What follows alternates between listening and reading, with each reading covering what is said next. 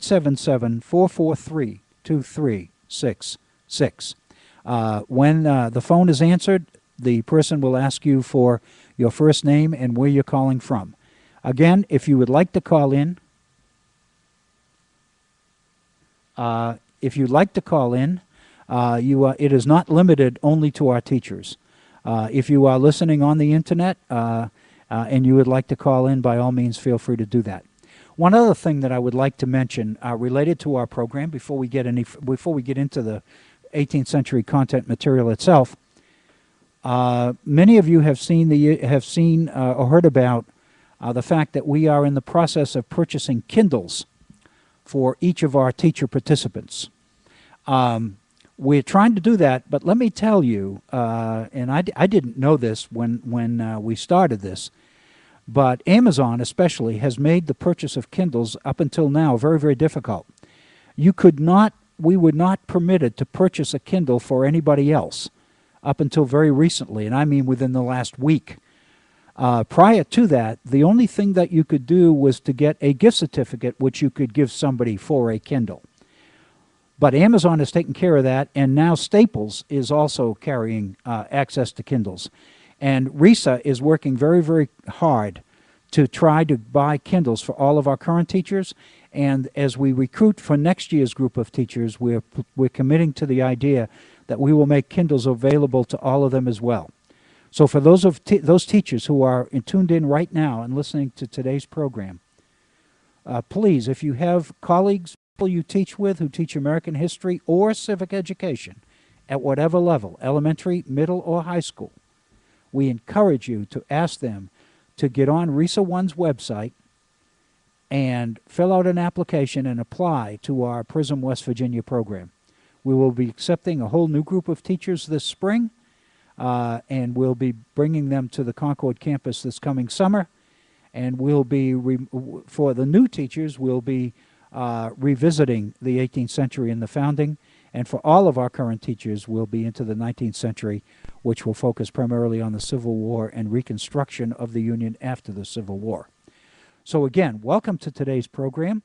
I tend to be doing all the talking here, and Keith Lilly's sitting there. And so basically, Keith, is there anything that you would say or add before we get into this material? Well, I will point out that I've already been to, as academic liaison, a few of the schools, and I am seeing some of the impact of what we did over the summer, especially in terms of the use of the DBQ format that Phil Roden did such a great presentation of last summer.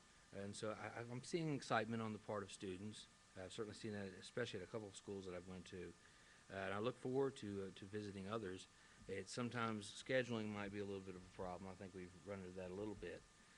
But whenever you're getting ready, those of you who are in our program, to present your DBQ and you want that visit to take place, the sooner you contact us, the better in terms of that, so we can arrange for either myself or for Dr. O'Brien to visit your institution and visit your school. Maybe I shouldn't use the phrase institution. No. Maybe I should just use our school right. and learning environment. Right. Learning environment. Classroom.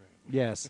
And again, let me remind you that from this summer for our teachers, you have the DBQ book, and of course that mini-Q book, which you have, will take you all the way up through the end of the 19th century. So there are DBQs in there already put together for you. This is yours, and what that means is if you want to add documents, supplement, make changes in existing DBQs in that book is yours. The material in there are for you. The materials are for your use, and we want ultimately you to bring this activity. And I'm tuning into what Keith said about students are getting a little bit excited. This is action learning, and what I mean is this process involves students in their own education in ways that students traditionally have not been involved in history classes until now.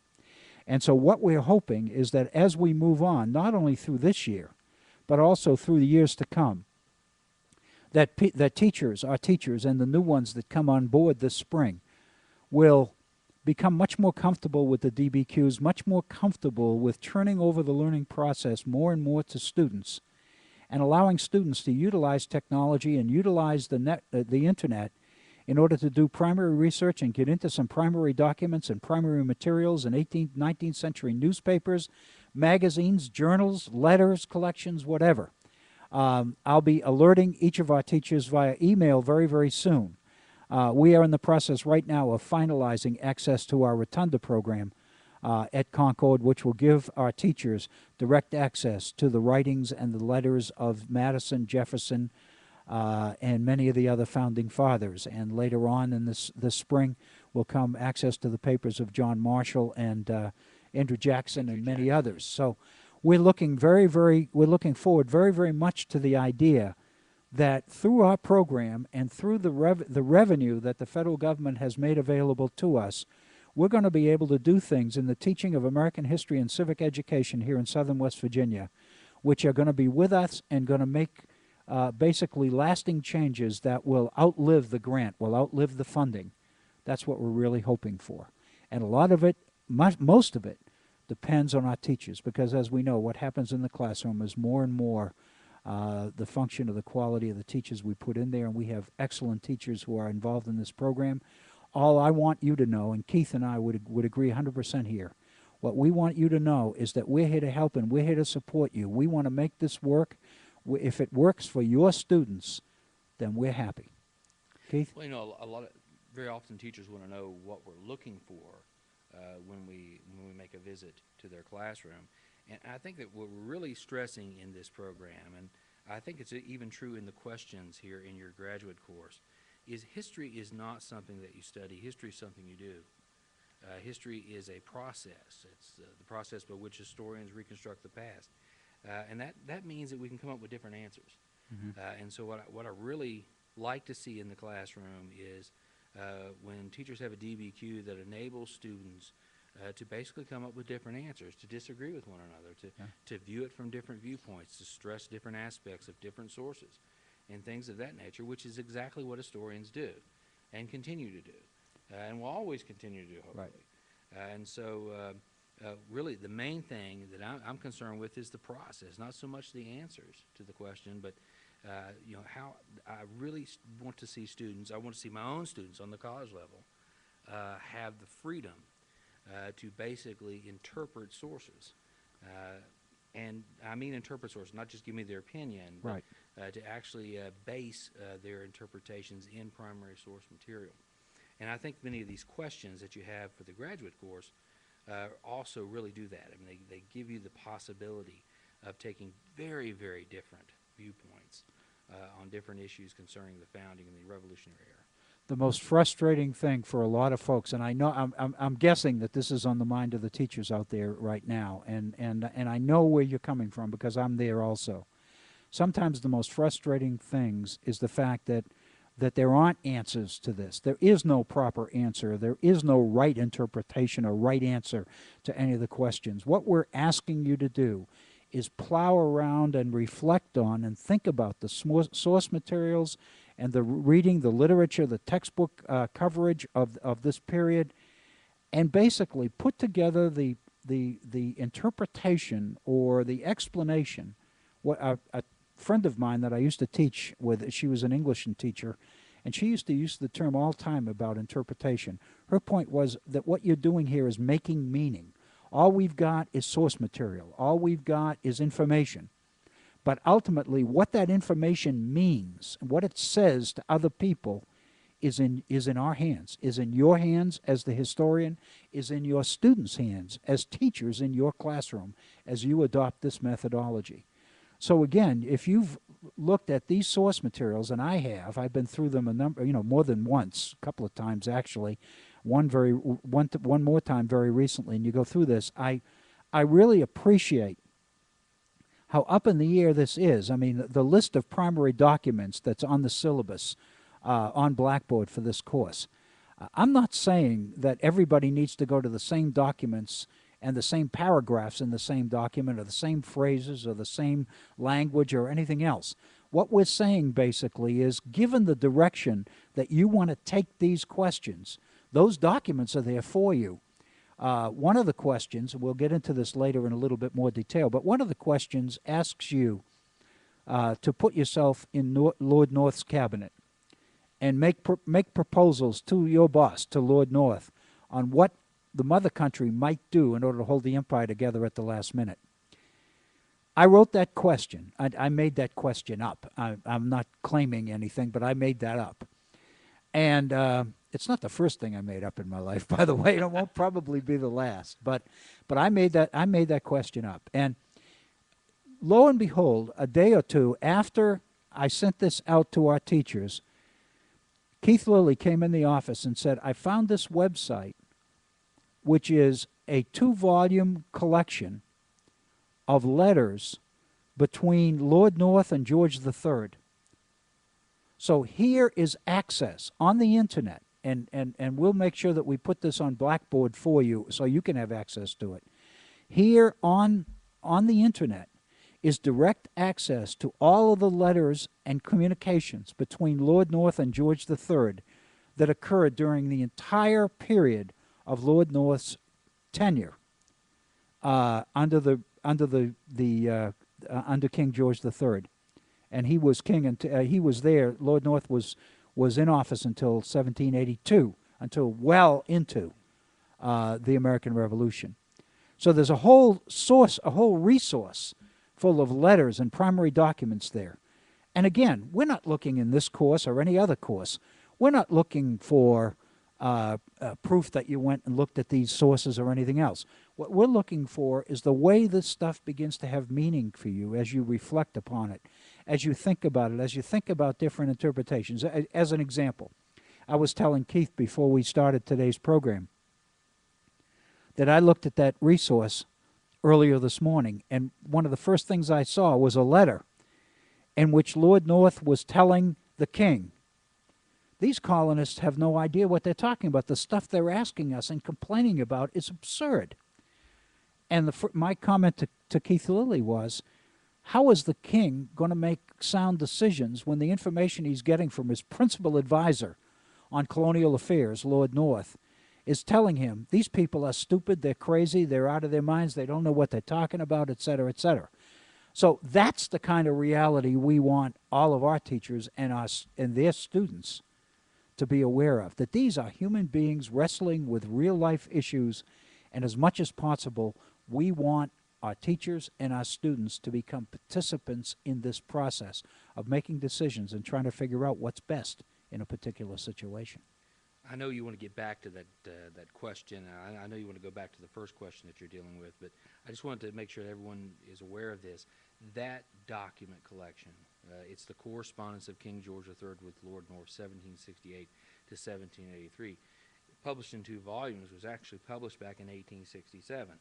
But you can access that through archive.org, and that is a site that I know I showed the teachers that site during the summer academies because they could have access to all the documents concerning Lord Dunmore's War in 1774 on the same site. Right. What that site basically does is you have texts that have been scanned from American and Canadian libraries.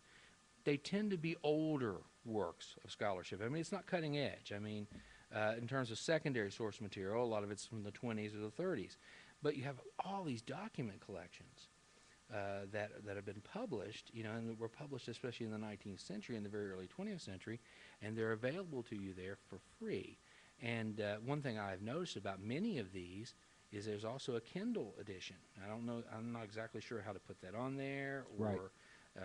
I don't believe you have to purchase it. I know that one thing I've done with books on archive.org is I've taken them, downloaded them on a flash drive, and that way I could bring them up on any computer and read them. But there's a tremendous wealth, a treasure trove of information Right. and material that's available for teachers and students.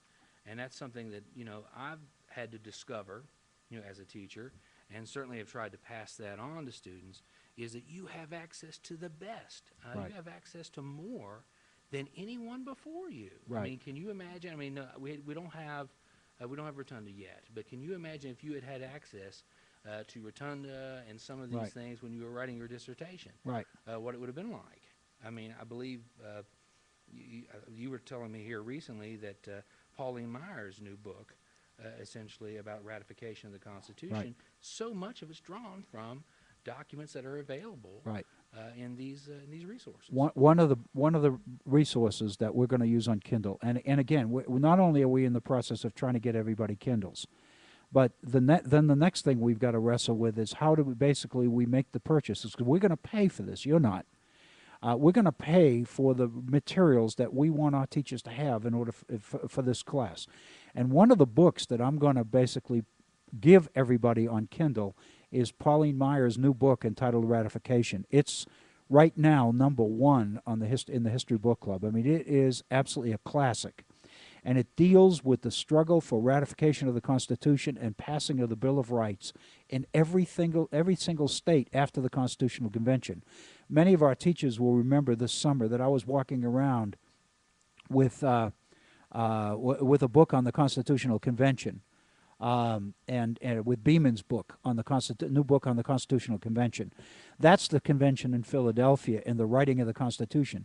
But once the Constitution is written and approved by the convention and goes back to the Continental Congress under the Articles of Confederation, it's sent out to the various states with requests that each state conduct elections and elect conventions in order to ratify the new Constitution. And that's the story that Pauline Myers go through, state by state by state. Now, many of our teachers are going to know, I'm kind of reinforcing what Keith just said about the treasure trove of information.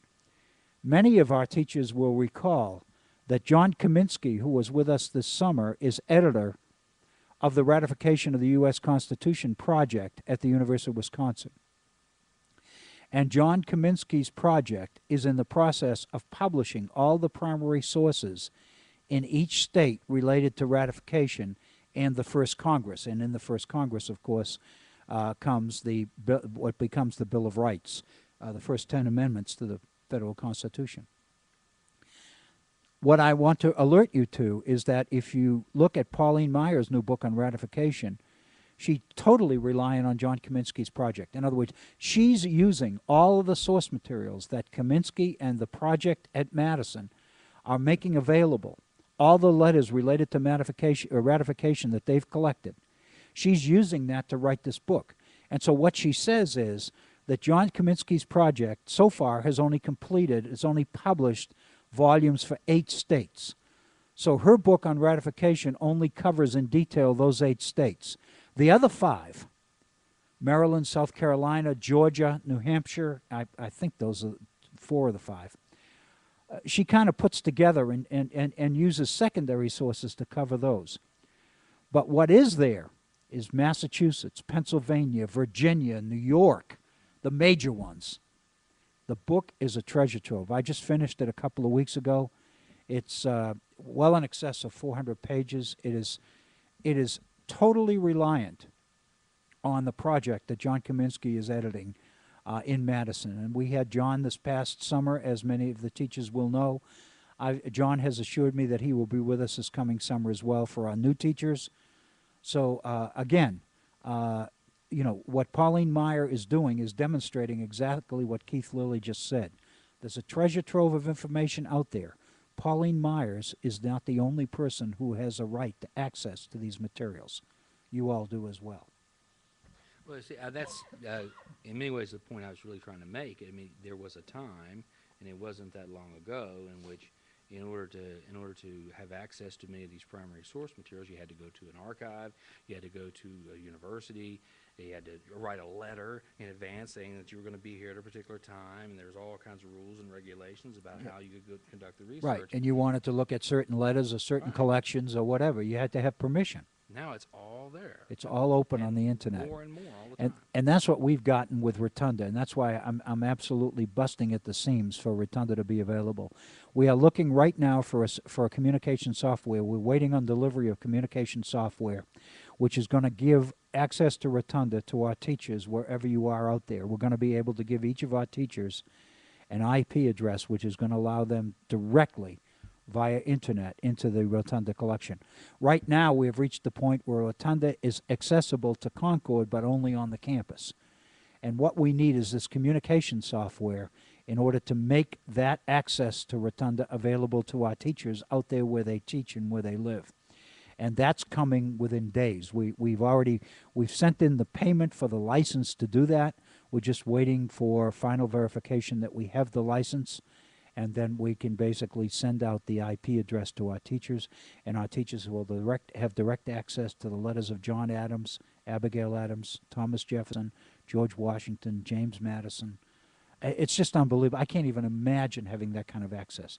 And again, what we're trying to do in these courses, beginning with this Pillars of Principle course, is trying to basically strengthen our teachers' understanding of that content, at least in the founding, to the point that they know how to use this material and they know what it is they want to look for. And that's what that's what we're waiting for. That's what we're trying to do here. So our session today is an effort to try to utilize these 4 questions, which pretty much cover the lot. In other words, they offer each of us the opportunity to go in whatever direction we're comfortable with in order to cover the material leading up to the decision to go for independence in the Second Continental Congress, the approval of independence on July 2nd. If you remember, on June 7th, Richard Henry Lee made the proposal to the Second Continental Congress that these states are and of right ought to be free and independent states, and that is approved on the 2nd, and it's ratified, signed on to on the 4th of July. And that ultimately what we have then is the Declaration of Independence. And what we're looking for in Unit 1 of this class are the factors and the considerations that went into the decision by the 13 colonies to go for independence. Recognizing, as you've read this material as I have, you know that people didn't agree. Some people wanted independence. Some people were terrified of independence. And we're going to get into that in our second unit in this course as we look to the issue of writing constitutions for the newly independent states once independence is declared on the 4th of July, 1776. So with that, let me repeat the phone number, and then we'll begin to look at these questions one at a time, and we'll see what we can do.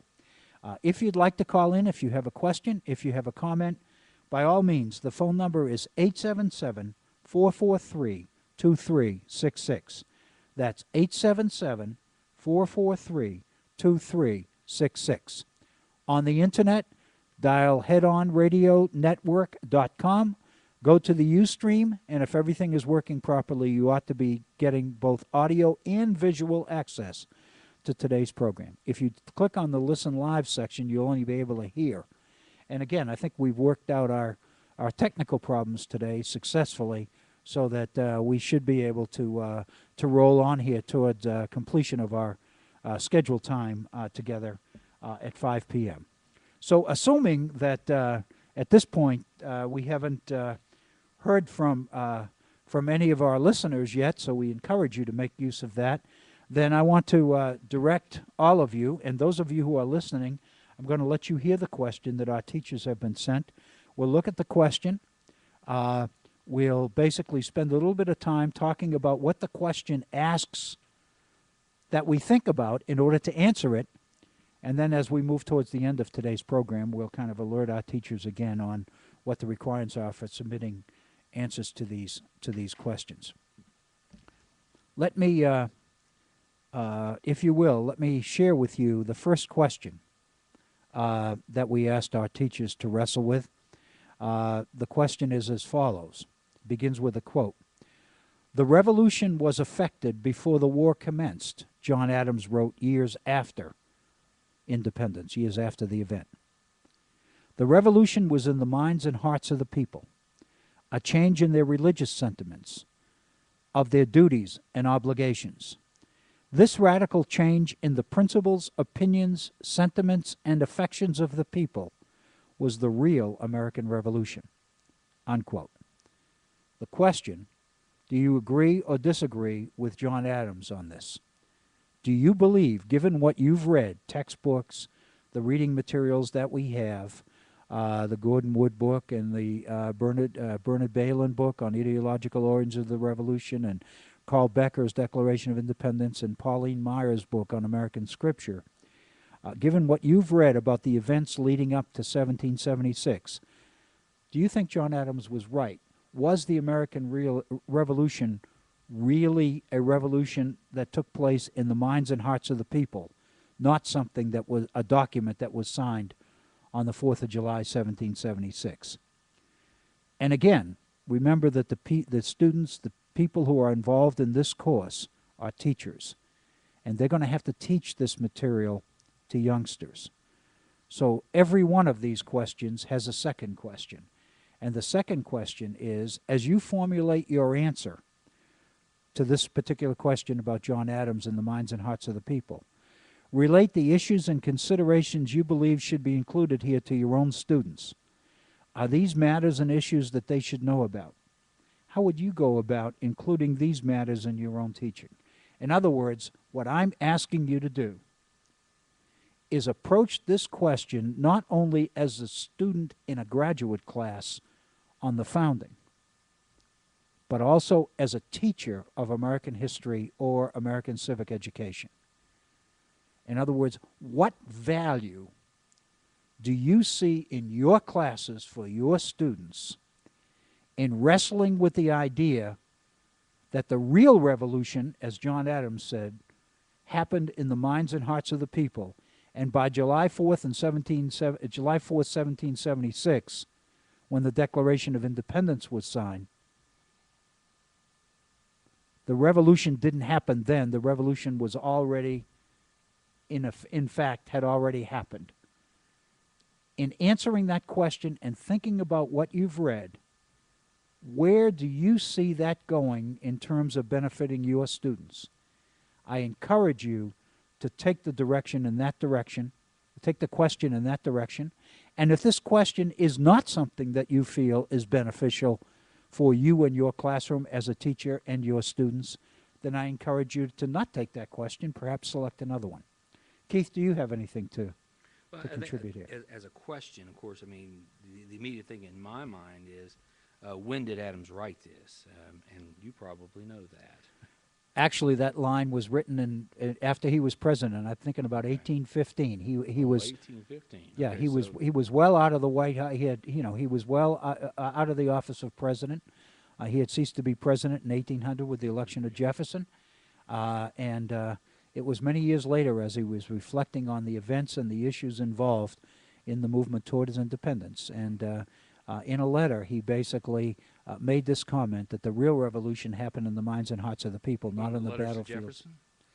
I'm trying to. I can't remember who the letter was to. Yeah, well, that may or may not be significant, but Adams certainly. I mean, could take the viewpoint that Adams is writing for posterity. He's writing for us. But sometimes I think that's true when you're dealing with John Adams, even if it's not 1815, but 1777. I mean, I think that a very famous passage in a letter that he wrote to Abigail, in which he said, save my letters, in essence.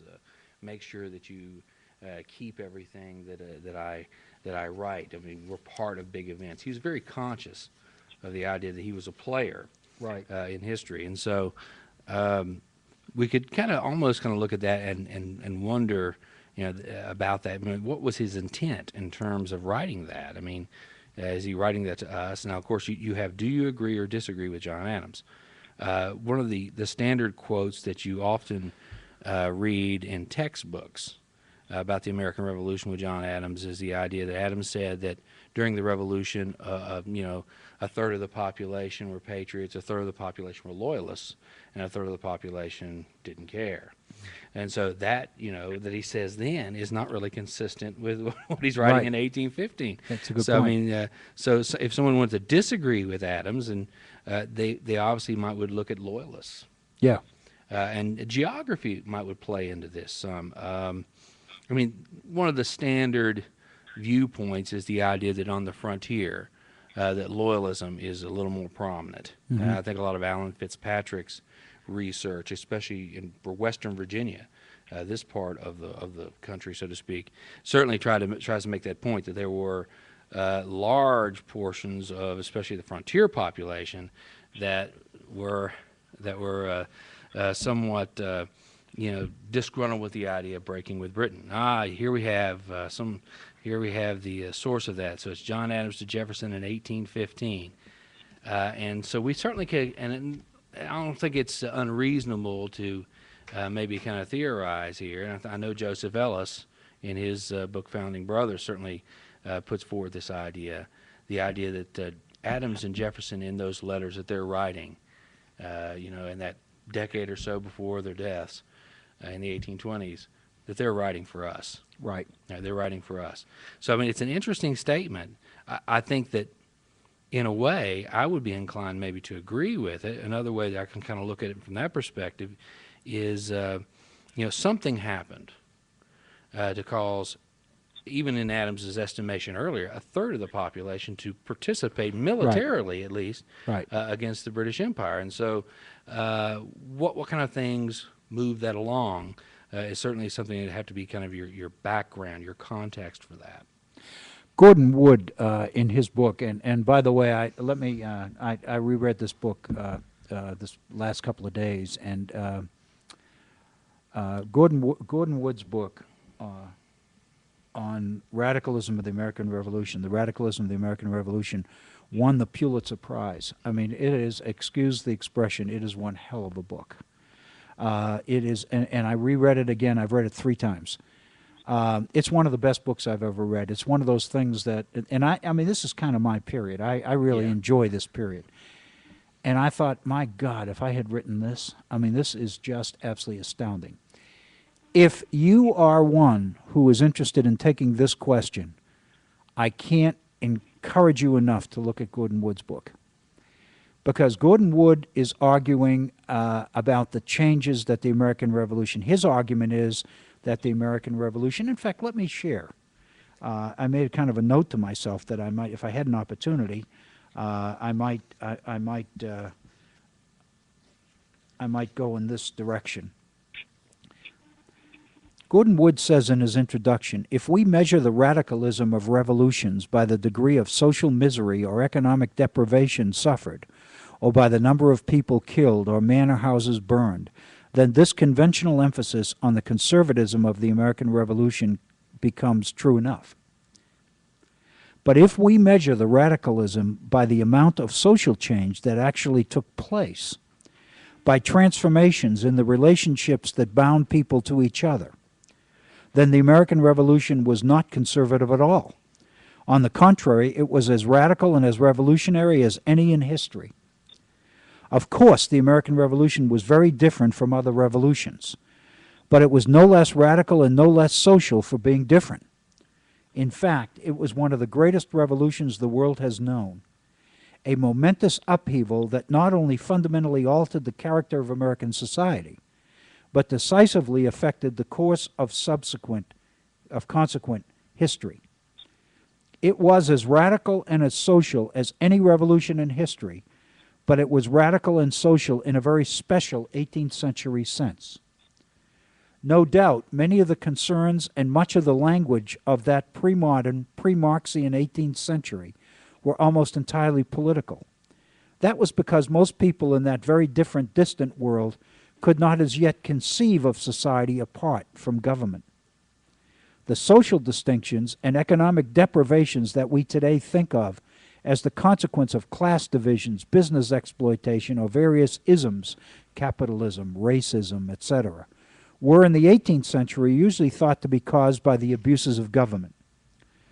Social honors, social distinctions, prerequisites for office, business contracts, privileges and monopolies, even excessive property and wealth of various sorts, all social evils and social deprivations, in fact, seem to flow from connections to government, in the end from connections to monarchical authority. In our eyes, the American revolutionaries appear to be absorbed in changing only their governments, not their society. But in destroying monarchy and in establishing republics that were changing their society as well as their governments, republics, they were changing their society as well as their governments, and they knew it. Only they did not know, they could scarcely have imagined how much of their society they would end up changing. And so basically what Gordon Wood's whole book is about is the extent of change that independence created. And I tried to suggest in the introductory material that's on Blackboard leading into this course, in the syllabus, the explanation of the syllabus, that where this becomes significant is that what happens in 1776 to 1789 in the New World, in the former colonies of Great Britain, reverberates back in the 19th century to Europe and ultimately leads to the changes that are in the hands of Napoleon, and ultimately basically disrupts all of European society that existed prior to that time. So in a sense, the disruptions of 19th century Europe begin on the battlefields, if you will, of 18th century colonial America. So this is really significant, the degree of change. So in this sense, if you look at it from the perspective of Gordon Wood, Adams is totally right. These people had no idea. By the time they got to 1776, they didn't even look at the world the same way they looked at the world before this started. So in essence, they ceased to be Britons. Somewhere they ceased to be Britons, right, and became Americans. And part of the reason for that, you know, some of this stuff is very obvious, but sometimes the most obvious things are the things we see last.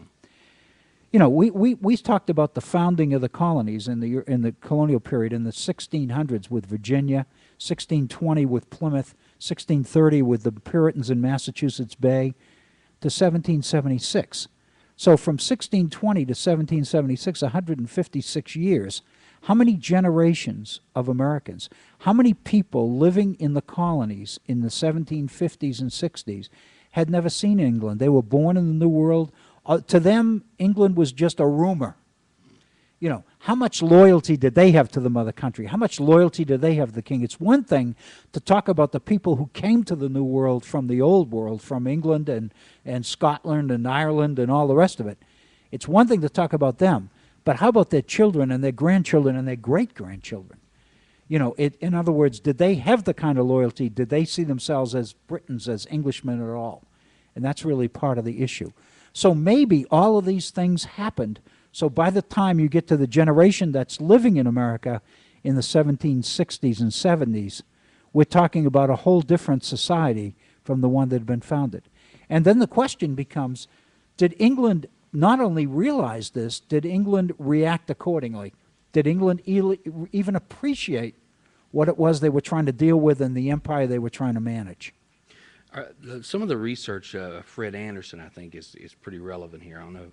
Fred Anderson is a historian at the University of Colorado who's written several books on the 7 Years' War, the French and Indian War. One, Crucible of War, which is a massive narrative history of the 7 Years' War, not just a military history, but also, you know, essentially this whole idea that Britain wins an empire. But he also wrote a kind of an interesting work of social history years ago called A People's Army, in which he talks about regimental soldiers from Massachusetts and their interaction with British commanders, and this whole idea that they couldn't relate. Mm-hmm.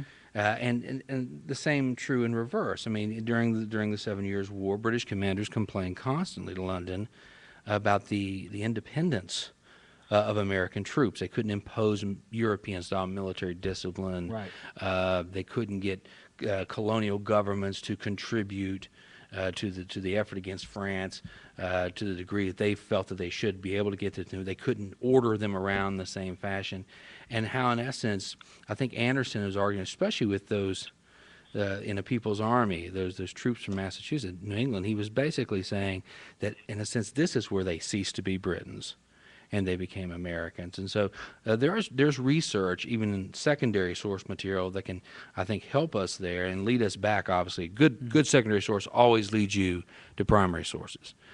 So some other things I guess we could think about in terms of that. You know, one of the other issues that before we move on to the next question, I want to touch on this, and those were the emails that Bob Bliss sent us this summer on the colonial period, and he looked primarily at the issues of religion. And the extent to which religion was changing in colonial America, from the old established religions of the Puritans and the Anglican Church, you know, the Anglican Church in America, which becomes the Episcopal Church, and the extent to which the changes that were taking place in the New World with the emergence of Methodists and Baptists and the movement of religion into the backcountry and the difficulty that people had making regular trips on Sundays to church and those kinds of things, and the impact that this was having on change. The other thing that Bob was talking about is going all the way back to Puritan Massachusetts. The old idea of religious covenants, the idea that God made covenants with his people. First, he made a covenant with Abraham and the Jews, and with the, obviously with the crucifixion, the Jews had violated the covenant that they had with God. And the Puritans believed when they came to the New World that God had entered into a new covenant with them. They were now God's chosen people, and they were on a mission. And one of the things that Bob Bliss wanted to deal with us this summer was the extent to which that mission that the Puritans believed they were on actually becomes a mission that many Americans continue today to believe that America is on. We believe that we are on a mission to reform the world, no different than the Puritans believed they were when they sailed for Massachusetts Bay in 1630. Winthrop and the city on a hill. Winthrop and the city on a hill. The idea that what we are about is that we are on our mission from God to create the perfect society according with the will of God, and that God will reward us for doing it. He will punish us if we do not. So therefore, God is taking an active role in our day-to-day existence. And Bob believes that I know Bob Bliss believes that even today, many people continue to look at America as on a mission from God. We remember we argued this summer, our teachers, about the extent to which America is a Christian nation, and this is debated all the time in the press today and among today's political conservatives and the rest of it, and the extent to which this is significant. So all of these things, it seems to me, fit into this idea of what the real American Revolution was.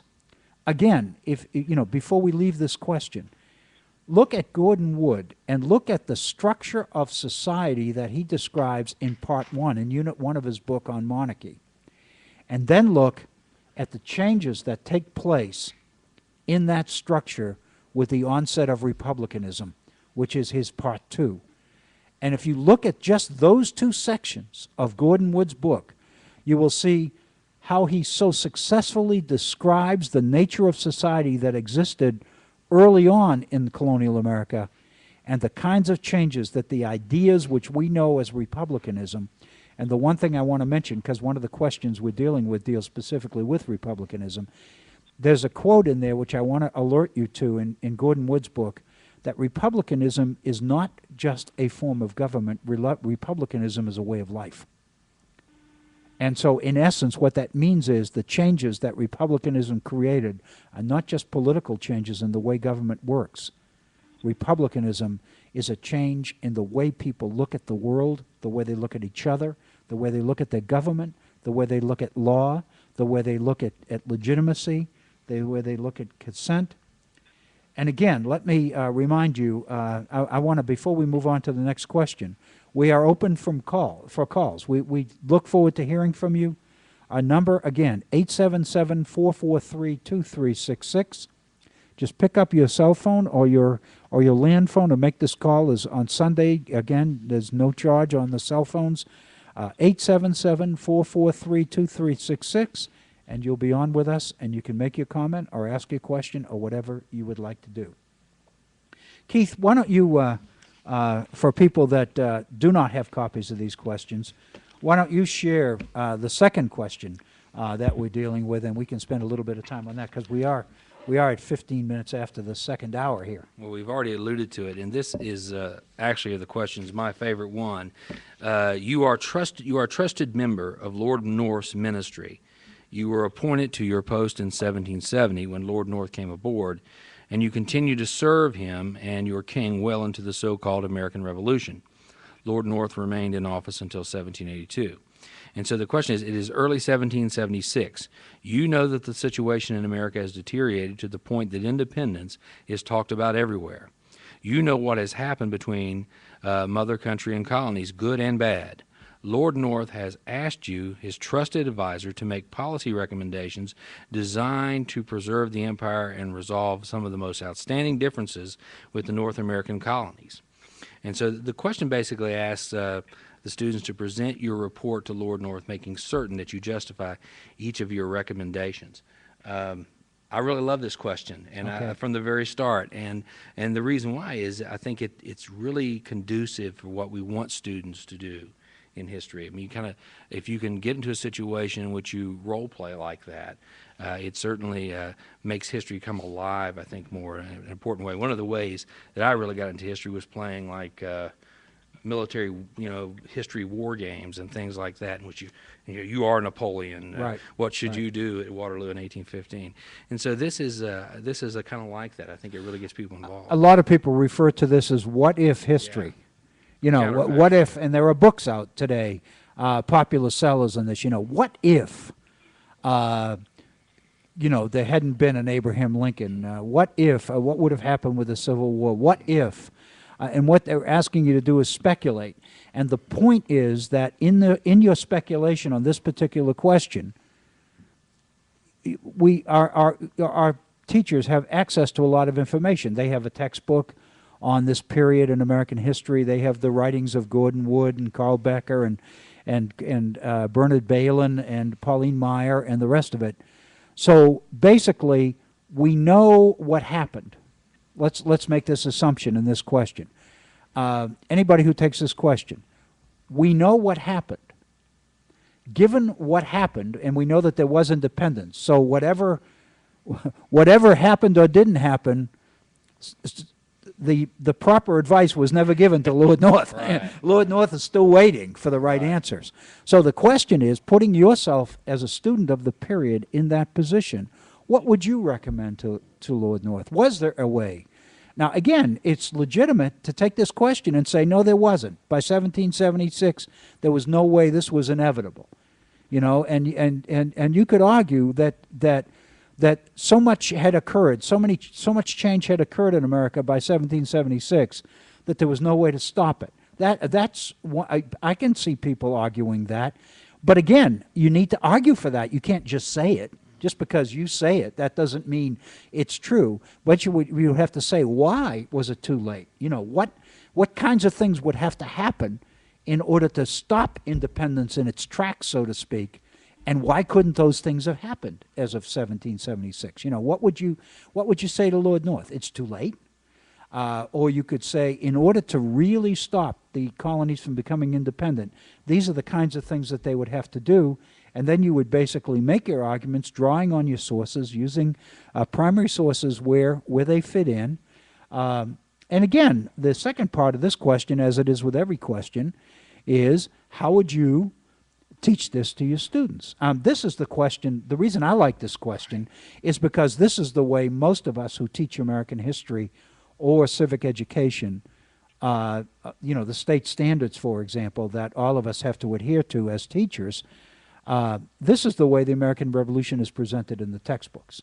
And I made reference to the handout that we sent to teachers, that historians refer to this as the imperial school.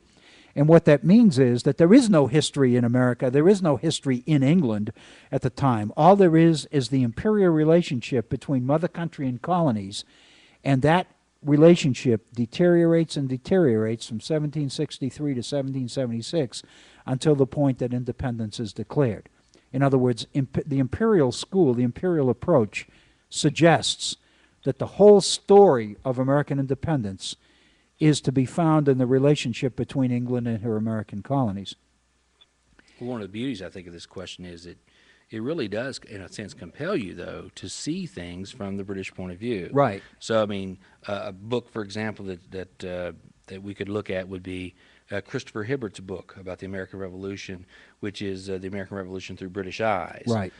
So a British historian basically looking at events in England and how England and what's happening in England and the controversy in Parliament over rotten boroughs and things like that Right. impact, in essence, this discussion about what's going on in the colonies. So I think the beauty of it is it doesn't see, the question in itself does not see the American Revolution in this geographically, constrained areas. I mean, you have to see it as part of world events. And you kind of alluded to that earlier, too.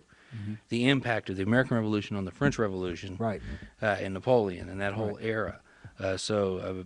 These things didn't happen in a vacuum. You know, it's interesting. I can't resist this. This is where we Uh-oh. get. This is where we get off track. I'm not going to. I'm not Can't going to get off. resist. I promise. But I'm going back to Gordon Wood's book because Gordon would argue that once you understand the monarchical structure of society that existed in Europe and existed in America, his belief is that part of the reason Republican ideas and ideals had so much of an impact on the monarchical structure in America to create independence is because American society was out of sync with the monarchical ideas on which it was founded. In other words, I guess what I would say, I'm kind of answering, this almost as if I was answering that other question. Basically, what I'm thinking, an approach that I might take on this whole thing is to say that part of the reason for American independence was that the assumptions on which England was trying to manage her empire were totally inconsistent with the realities of American society as it was developing. You had a mobile society. People were moving. They weren't in fixed communities and fixed locations under traditional governments in the traditional sense. They were moving into the wilderness. They were buying and selling property. They were moving out to the west. They were having children. They were losing children. The death rate was very high. Families were in certain colonies especially very unstable, if not existent at all. You had the colonies being inundated with not only black slaves that were being brought in against their will, but you also had the colonies being inundated with indentured servants who were coming to the New World for opportunity. They weren't coming here to be governed. They weren't coming here to set in a traditional situation, town situation or whatever that might have existed in Europe. They were coming here for opportunity, for land, for adventure, for all of these things. So in reality, the structure of government that England's management system assumed existed in America was totally inconsistent to what actually was here. And then what I would do, if I were going to argue that point of view, is I would look at the structure as it existed, look at the priorities of monarchical society as Wood describes it, and then look at some of the elements in colonial society which were totally inconsistent with that, and argue that part of England's problem, part of Lord North's problems, was lack of awareness as to the realities of the situation that he was trying to govern. One document that would really help us there, and it predates Lord North. I mean, of course, by the time the King George III became king in 1760, in the midst, near the end of the 7 Years' War. And George II, who had Pitt the Elder as his primary minister, they spent quite a bit of money, right? I mean, Pitt spent extravagantly to try to, of course, win the French and Indian 7 Years' War. And so George III came in essentially with the whole assumption, everyone around him, that what we need to do is balance the books. Yes. And things of that nature. And so he has a hard time getting a minister. Or finding a minister that he has confidence in. I mean, there's a lot of turnover between 1760 and 1770. Right. And so policy can change. Yeah. And you have to remember that America and Britain are still 2-3 months apart. Right. And so one ship can come with this is the policy, and then another ship can arrive, and the policy has changed. Exactly. Completely changed. Until he finds North or brings North aboard, someone he likes, someone he has some confidence in, and North's been in power for 12 years, he really doesn't have a very stable policy-making situation in London at all. But one document that kind of help us here, this idea of them being unrealistic, I think would be the Proclamation of 1763. Yeah, because in the Proclamation of 1763, one of the key things is basically George III is saying there is a line down the Allegheny Mountains, and anyone who settles past that line has incurred our displeasure. Right. There's a line. Yeah, he's in London. Yeah. They're drawing a line on a map. On a map and saying and no saying one can nobody settle can past cross that. this line. There are people past the line. It's like the line on football when you see the line that says first down line. First down line. Yeah. It's very, very. It's unbelievable. And in some of our readings, and I just want to make reference to this, in Carl Becker's book on the Declaration of Independence, and as well as Gordon Wood's book, and as well as Bernard Balin's book, The Ideological Origins of the American Revolution, look at some of the British background, some of the things that were happening in British politics at the time. The realities of the early 18th century, the realities of Walpole's regime in England, and what was happening internally, and how that would affect what England tried to do with her colonies and the assumptions that she made, et cetera, et cetera, et cetera. There's a great website called The Age of George III. It's a British website. If you do a Google search, I'm sure you'd find it pretty quickly. But The Age of George III is all of these documents and newspaper articles and poetry and all kinds of things about George III's England. And so it's an English history site. But I've used it both in American history classes and in European history classes. And so that's a resource that teachers can find pretty quickly, I'd imagine. historyhome.co.uk or something like that. But if you do a Google search, you can find it. You know, Keith, before we leave this question, one of the things I wanted to point out, I tried to say it in writing on the materials that I sent you, teachers, but obviously what you need to be careful of is you don't want to propose something in this question that didn't work. In other words, the question presumes that you know what happened and didn't work. So basically, the answer to the question, you know, what would you have advised Lord North to do, is not going to be found in the reading. It's going to be found in your head. It's going to be your conclusion based on your understanding of the situation, the times, and the circumstances that you're going to basically bring in your expertise as a policy advisor to Lord North to this particular situation. This question is designed to put you into the period that you're trying to understand. And again, let me just say before we leave this question, the DBQ approach, what we're trying to do is have students do the same thing. In other words, get students to look at the primary sources and put themselves into the period and become players in the kinds of decisions and kinds of things that are happening in the world around them. And once they become players and once they begin to have a personal sense of investment in the decisions that are made at a particular point in time, you won't have to find ways to get them interested in history anymore. You won't be able to stop them. At least that's my assumption, and I know that's Keith's assumption as well. So you don't believe that they should suggest the Tea Act of 1773? No. That the East India Company is too big to fail? No. If England needed revenue, then the last thing you want to do, given all the things that are going on at the time, is to start taxing. On the other hand, some of the colonists argue, well, you can regulate. If the tax is to regulate trade, the mother country has the right to do that. But if the tax is to raise money, that's an internal tax, and only our local representatives can do that. So you got to be careful of what you're walking into here. Yeah. Well, I think Lord North was actually somewhat surprised that the Tea Act created all the uproar that it did, because really it made tea cheaper. Yeah, it was to him it made perfect sense to, you know, he was going to make more tea available. It was going to drive down the price of tea, but it was going to run the revenue through certain people. He remained that from the the East kept India that from the Company, Townshend et cetera, Acts, et cetera, et cetera. Let's go to the third question, and this one deals more specifically with any of the others, with the Gordon Wood book, the Radicalism, the American Revolution. And what this question asks you to do is pretty much the same thing as the last question asks you to do, and that is to look at the events between 1763 and 1776 leading to the decision for the Declaration of Independence. But this is what the question says. Assess events in the ongoing crisis between England's North American colonies and the mother country between 1763 and 1776. Here's the kicker.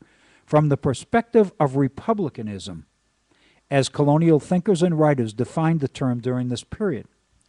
Note, it is critical here that you clarify, define, and explain the term as a key component of your answer. And so the question, what I'm asking is, to what extent do you see a commitment to Republican values as a key factor in the decision to pursue American independence? And then again, the same question that is associated with all of them. As you teach this material to your youngsters, what in this question seems relevant? How would you go? I hope that the position you will take on any of these questions you answer is informed by what you need to do as a teacher in order to teach this material. I mean, hopefully, in answering these questions, you're preparing your own lesson plans, as it were, for the way that you will handle this material in the future. So again, as we go to the issue of republicanism, the question is, to what extent do the events between 1763 and 1776 assume new meaning once you look at it through the prism, there's the word, through a prism of republicanism? And that, obviously, this question implies that you understand the concept, the idea of republicanism. Again, I go back to the statement that's in Gordon Wood's book, that republicanism is not just a form of government, it's a way of life. In other words, it's certain values. It's based on certain principles. The idea that man should be free. The idea that the greatest threat to man's freedom is government. The idea that the only way that man's freedom can be protected is to limit the power of government.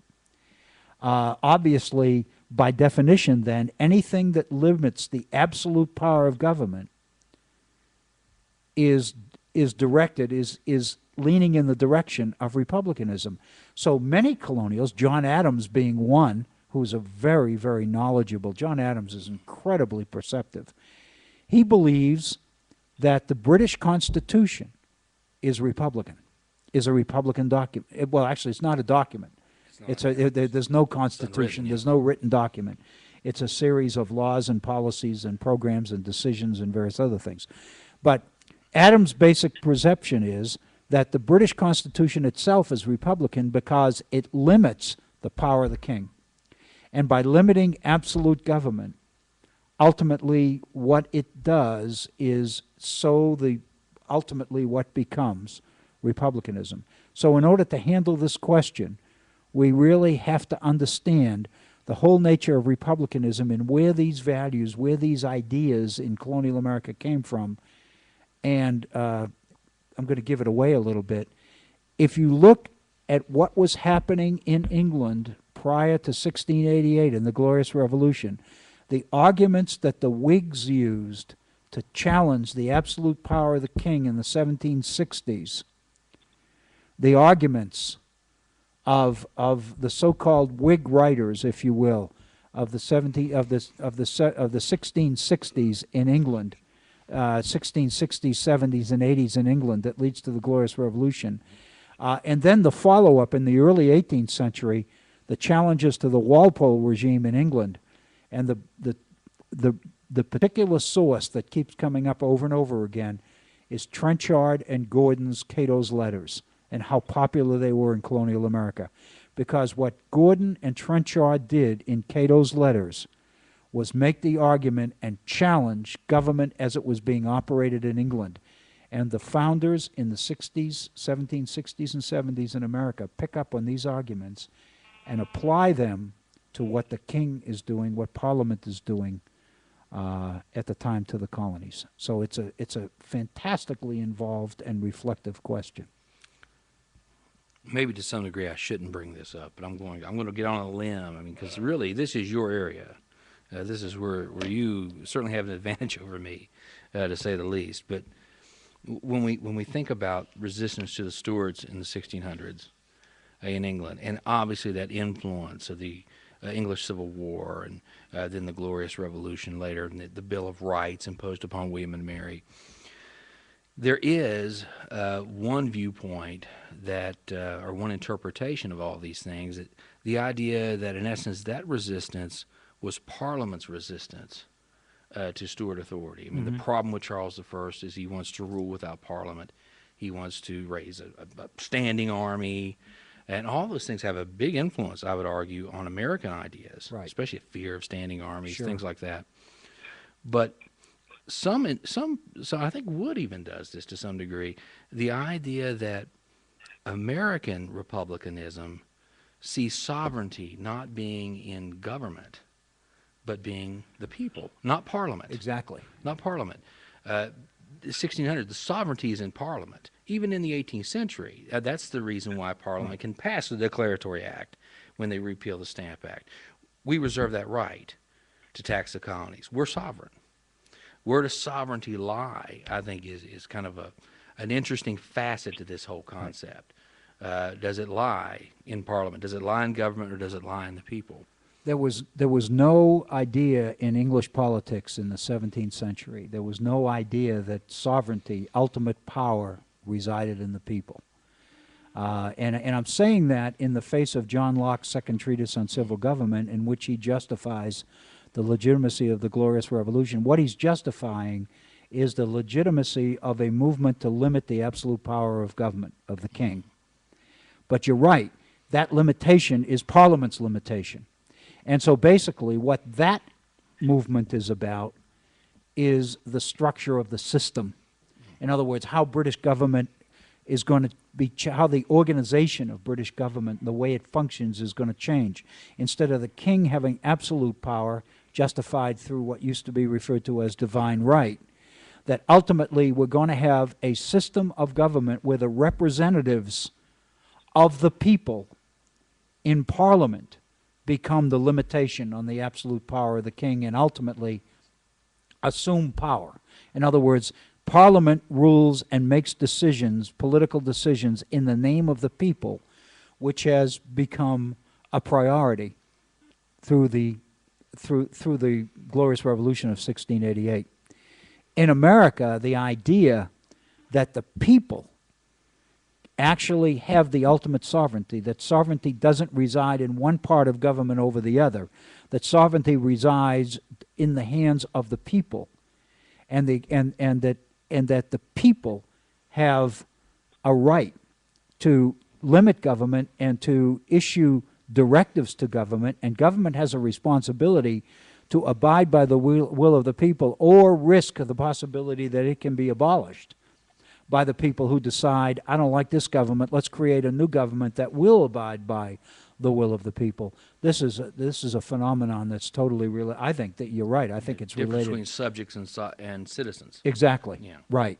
And I think that this one, but it's very interesting because it's very easy for Americans in the 18th century to take the arguments which were made in England in the 17th century and use them in a different context. Mm-hmm. And I think that's largely what happened. And that's what Gordon Wood treats so very, very well. His book is just phenomenal because the structure of monarchical society as it existed up until the middle of the 18th century, not only in America but in Europe especially, is so foreign to us. Right. And the thing I appreciated about Wood's book more than anything else is that it allowed me to understand in ways that I never could before, why certain people believe that because of their position, because who their family was, who their parents were, where they lived, or what their lineage was, that entitled them to make decisions. It basically said, because of your background, we recognize that you know better what's best for the majority of the people around you than they do. Or even more potently, that Almighty God has decreed that God put you in this position, and God gave you certain responsibilities. And your responsibilities are to make the decisions for people in this society who are incapable of making decisions for themselves. And how that gradually gets turned around and gets flipped in America is unbelievable to me. And I think it's incredibly profound. I think it's probably so hard for us to grasp that because absolutism, of course, British monarchy, English monarchy was, as you point out, limited constitutional monarchy. Maybe not a written constitution, but you did have the Magna Carta going back to the early 13th century, and certainly, of course, later on here with the Glorious Revolution, the Bill of Rights. But monarchy was generally the rule, but that's been discredited. I mean, we live in a world that sees that as being discredited. The French Revolution, obviously the aftermath of the wars of the French Revolution, all the movements in the 19th century, such as the Revolution of 1830 in France and the 1848 revolutions throughout Europe, and of course the impact that had in Latin America and other parts of the world. In fact, these ideas are still, to a degree, liberalism and nationalism spreading. We are accustomed to a paradigm in which those concepts, divine right, are essentially dead. Mm-hmm. You tell students today, this idea of divine right, which really was the rule in terms of government going back into the ancient world. I mean, Mesopotamian kings claimed to rule because, they were the descendants of gods, or they were the stewards of certain gods, or something of that nature.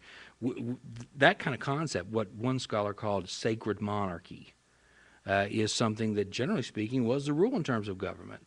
And really, America and the American Revolution established a fascinating precedent, and especially the idea that you could have a representative government, a government in which you have sovereignty in the people over a large geographic space, which was seen as being, especially the people who are supposed to know something in the 18th century. If you read Edmund Burke, or if you read Edward Gibbon, the great historian of the Roman Empire, the idea that Rome outgrew its republic status, as a republic, and had to have this other system with a sacred monarch, in essence, that in essence the United States disproved all. I think I perceive, and maybe you certainly would know more about this.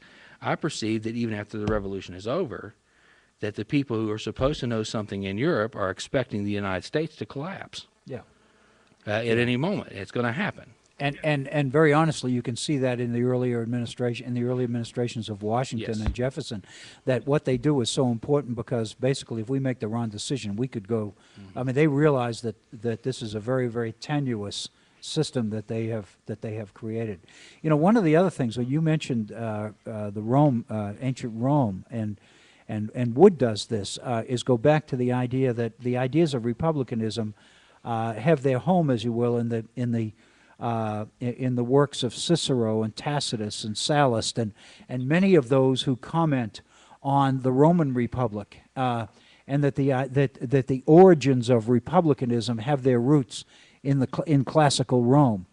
One of the most interesting things I read, and we were talking about this before, and I can't help this, in Bernard Bailyn's book on the ideological origins of the American Revolution, he talks about the extent to which the Romans and the Greek classicists, the ancient Greeks and Romans, are cited in the literature and all this stuff that's coming out in America. It's in the newspapers and all this. They talk all the time about Cicero said, and Sallust said, and Tacitus said, and Plato said, and Aristotle said, and all this other, and it's so interesting because, as Bernard Bailyn makes the point, most of the time these people are name dropping. That if you read what they say, they may know that so-and-so said this, but they really don't have a real understanding of what was happening and what it was, the context in which it was said. All I could think of is Bernard Bailyn is saying that many of our founding fathers who wrote these documents and these pamphlets and these letters and all this were 18th century versions of Sarah Palin. They were dropping names and saying, let me, and we think of the same thing today. I couldn't resist this. I was thinking many people think that that's what a college education is about today, is that you can quote certain people and give the impression that you're really knowledgeable and you read all this stuff, when in fact you may not know a heck of a lot more than you knew before you went to college, except you know the names. You become a name dropper. And the irony today is the names that are dropped are Washington and Franklin, Jefferson and Adams. And I'm thinking of some of the people that we hear and see all the time, the Glenn Becks and these people who are constantly citing the founding fathers and saying things and putting forth ideas and suggesting that the founding fathers acknowledged and ratified and agreed with these ideas, when in fact they don't have the background to even know whether that's true or not. And that's what really scares me, it seems to me, is that people will put ideas and put words in the mouths of the founders the way that Bernard Bailyn suggests many of the founders put words in the mouths of the Ciceros and the Sallusts and the Tacituses and all of these. Bob. Question. Expound, both of you, if you don't mind, just a little bit. Just before Thanksgiving, Representative Todd Aiken, a Missouri Republican, member of the House, delivered a speech on the floor in which he declared that the Puritans left England to escape socialism. What happens, I'm seriously, sorry. what happens to history when people are able to put that kind of deliberately misleading information out there without challenge. And when people don't have the background in history that maybe we three do, to recognize that that is specious. Before I respond directly to your question, let me just add to your question. One of the most phenomenal things that we're going to see in this class is that as republicanism is more precisely defined in America and changes through the 1780s and into the 1790s, one of the concerns, one of the things that's happening today is that much of the literature about the founders, everybody knows that the founding period, the founders now, are bestsellers on Amazon and History Book Club and all these other things. Reading about the founders is big stuff now.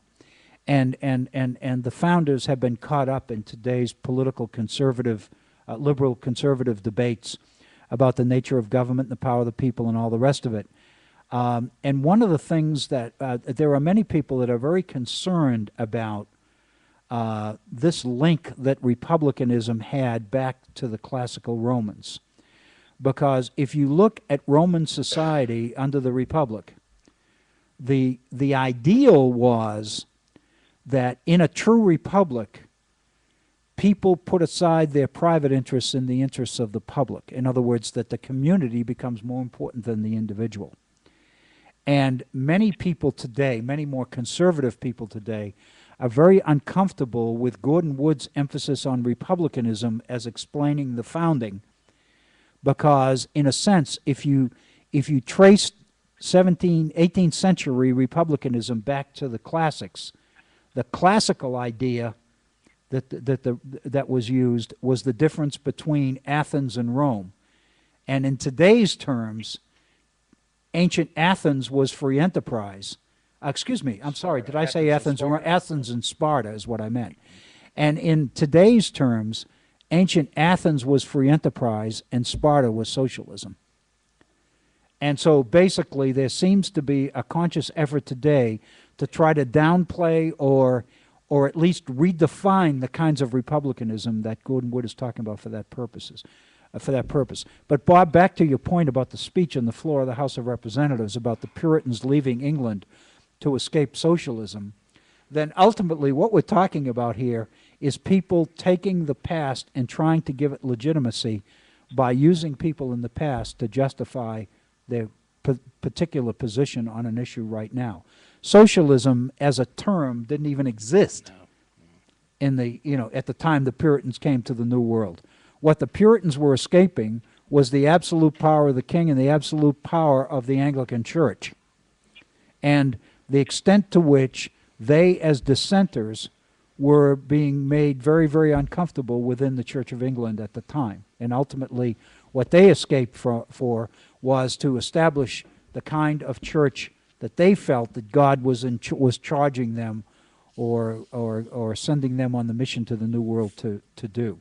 So it had nothing to do with socialism. The word didn't even exist. Well, there wasn't even anything there wasn't even any such thing as socialism. No, was there? There wasn't, because you didn't even have industrial capitalism yet. I mean, you didn't. Socialism is something that comes out of the development of capitalism and the introduction of Marxism and all the rest of it. It doesn't happen until the late 18th and 19th centuries in Europe. And so the fact that the Puritans in the 1620s would be leaving England to escape socialism is bizarre. And I cannot think of another European state in the early modern era that was more committed to the joint stock company and the private enterprise, and that's joint stock company. That's the ancestor of the modern corporation. Well, when you talk about, for instance, the Jamestown colony, right? That's strictly a corporate enterprise. Yeah, part of the Virginia reason those company. people starved was because they sent gold diggers instead of farmers, right?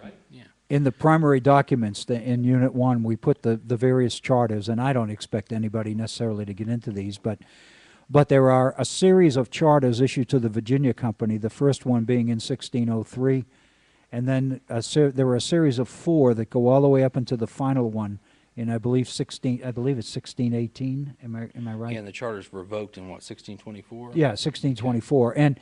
And basically, if you look at those charters, and they are available on the internet, just Google them, what you'll find is that each one, that what you can see is an education on the part of the king, on the part of the crown, as to what has to happen in order for free enterprise to happen in Virginia, in Jamestown. And so the charters issued to the Virginia Company change, one to the other, to the other, to the other.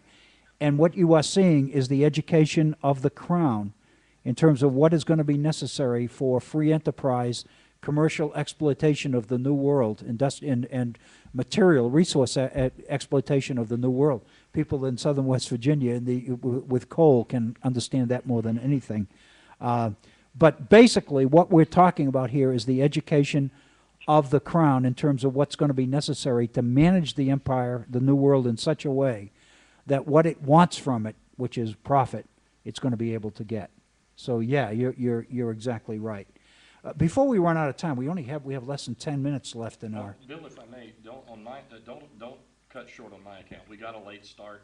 Okay. If you want to carry over, that's fine by me. Okay. Well, let's move to our fourth question, because it deals with a major part of what we're dealing with.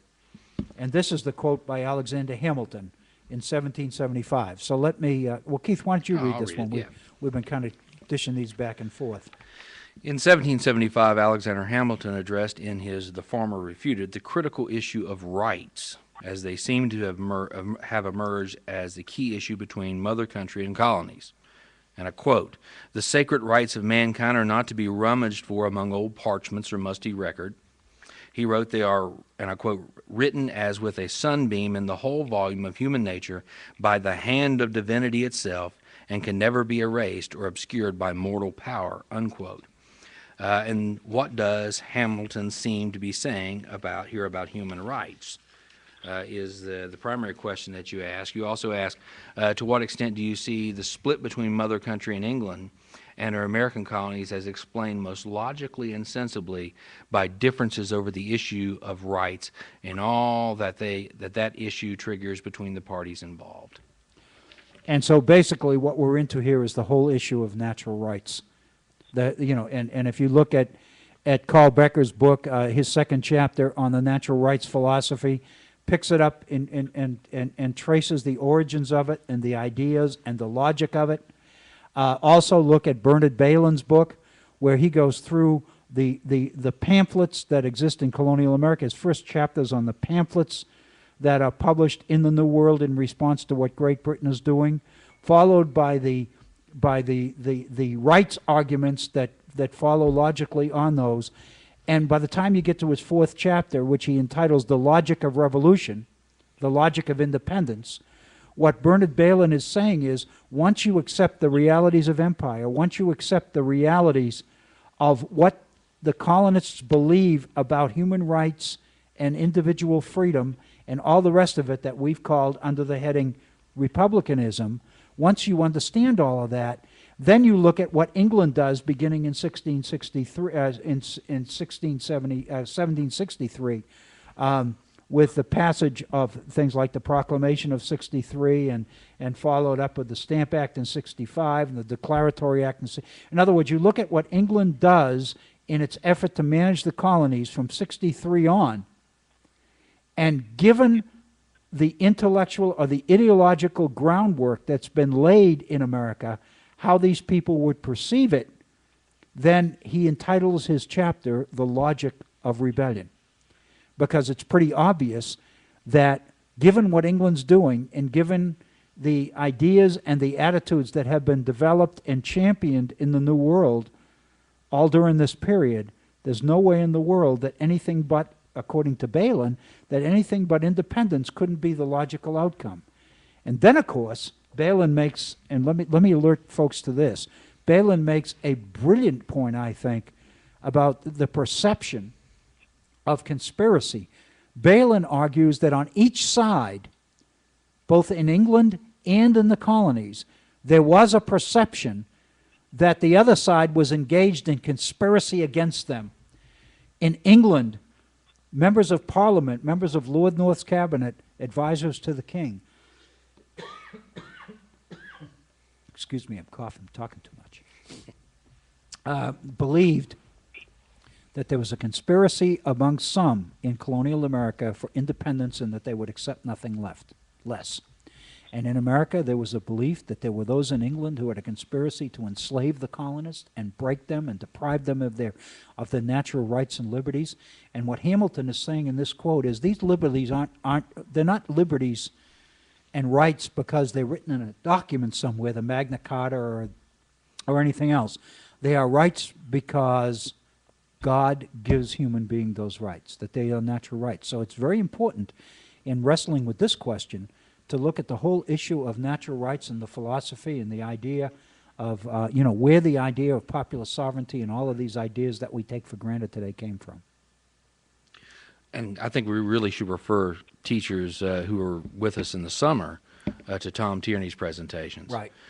He really went through social contract theory, I think, very effectively. Right. And I believe all of those are still available on Ustream. If you go to Ustream on this website, on headonradionetwork.com, to the Ustream and go to the archives, you can revisit Tom Tierney's presentation as well as those of John Kaminsky, Keith Lilly on Native Americans, David House's presentation on the early Federalist period, and all the rest of it. Those are there for your records. By all means, relook at those again. So with that, and we're approaching our 5 o'clock hour. Let me tell our teachers that I'm going to be sending you.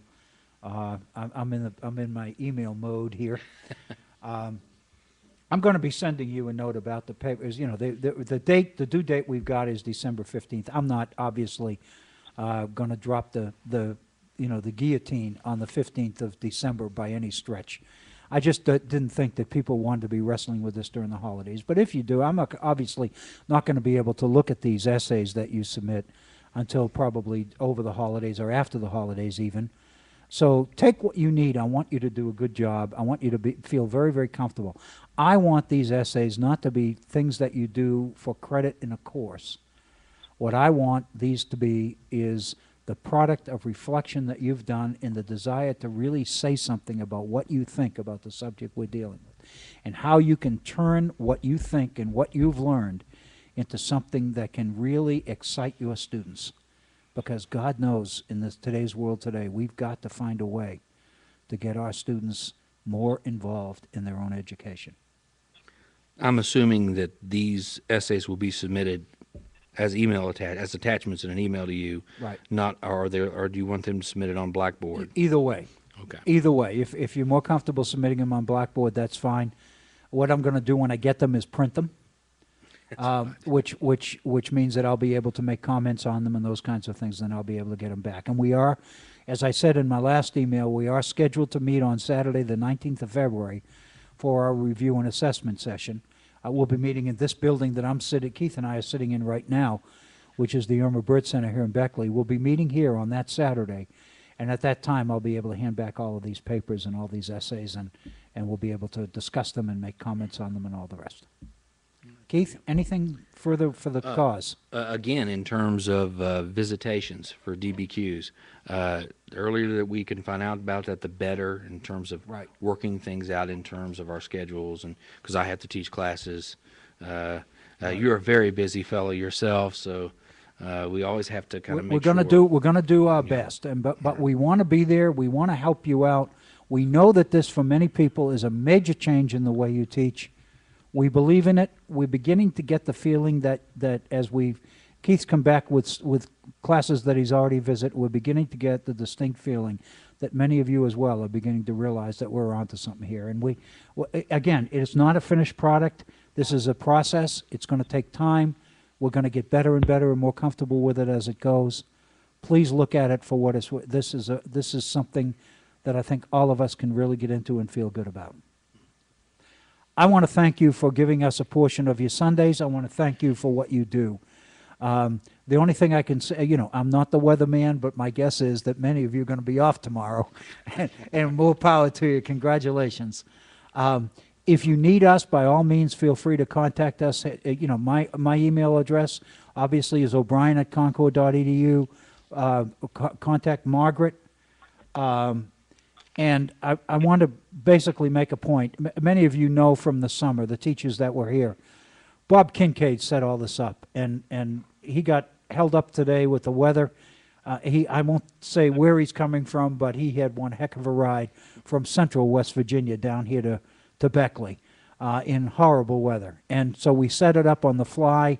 We had some kinks that if we had been able to set up an hour ahead of time, which is what we planned to do, we would have worked out all these kinks before we went live with you.